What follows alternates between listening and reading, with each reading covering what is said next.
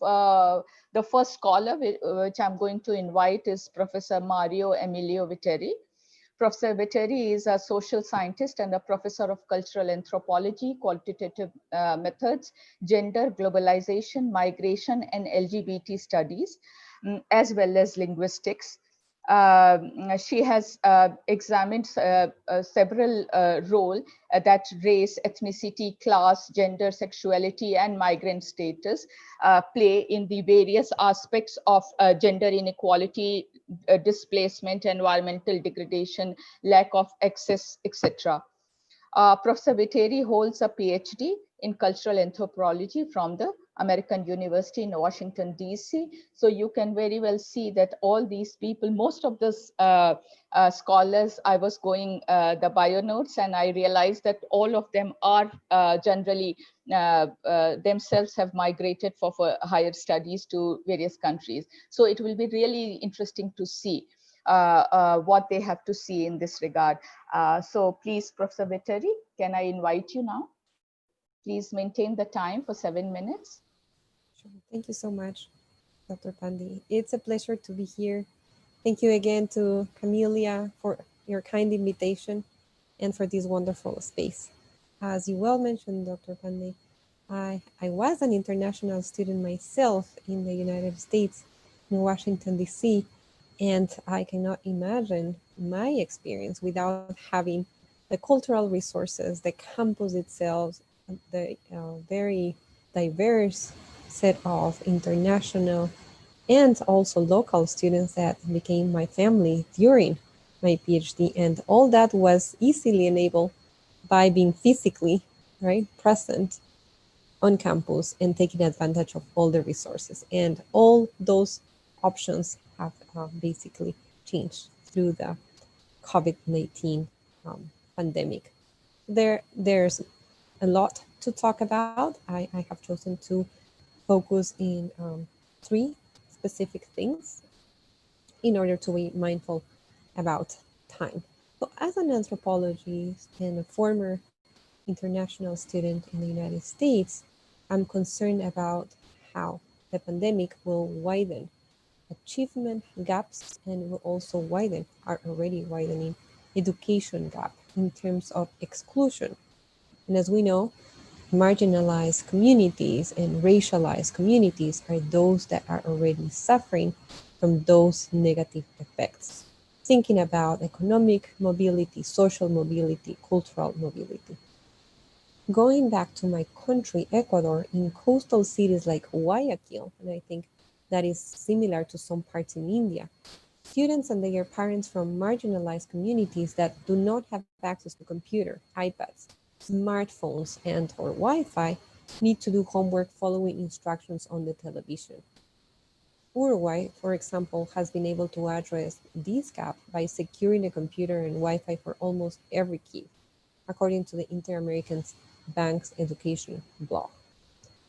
If we also continue looking at these gaps and how they have expanded, regrettably with the pandemic, they were always there, but now they are more visible and now they are more strengthened in a negative way, is that according to the Economic Policy Institute, as many as 35% of students in low-income and rural communities don't have internet access in the United States.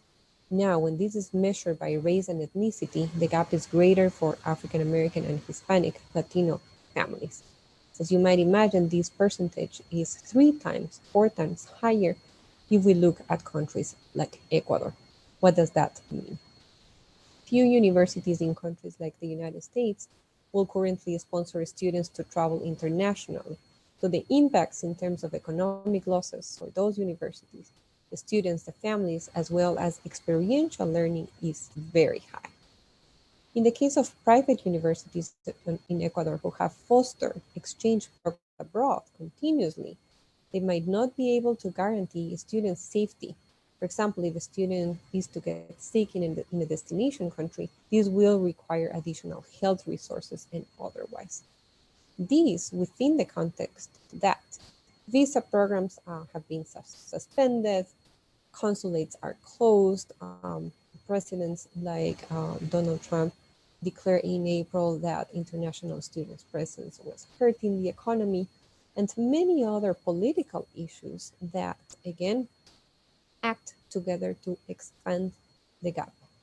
In terms of policy options, the education gap. In terms of policy options, the way we have traditionally understood international education needs to be rethink.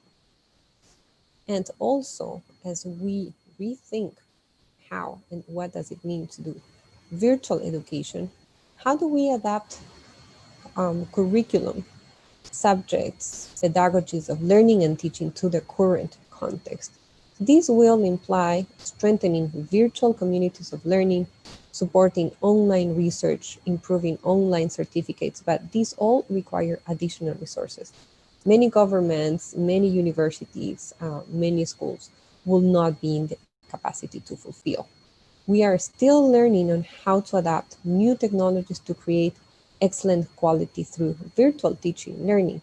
In the case of my university, is a private liberal arts university in Ecuador, is the highest rank in the country. We have the opportunity, because the university has the resources, of having been trained from week one when the pandemic was declared in better ways to do virtual teaching and all the technologies in place for professors. And again, this is not the case for the majority of the country.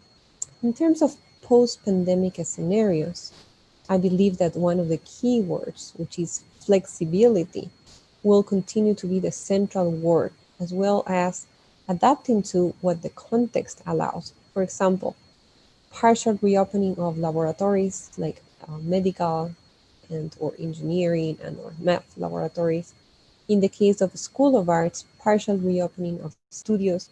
What does that imply for both students as well as the administration in the universities, as well as families, considering that there have been letters written and even specific claims made by parents, families, and students in countries like the United States to ask for a reduction of the registration and the tuition, provided that students are not using the campus facilities. And we have seen universities in the United States having to lower down their registration costs. So we will continue to see a change and a negotiation between also the extremely high costs of education, especially private education, and how families, parents, students negotiate and navigate those high costs. As I close Yeah, uh, please this finish. Yeah. intervention, the mechanisms we're currently learning from the pandemic will have a lasting effect on how we craft curriculums. Campus might just never look the same. COVID-19 has also provided us with this opportunity to revisit what was working and what was not working in general education, and a chance to pause, revisit, adjust, change. The world has forever changed, and with it, the pedagogies and subjectivities involved in learning and teaching. Thank you.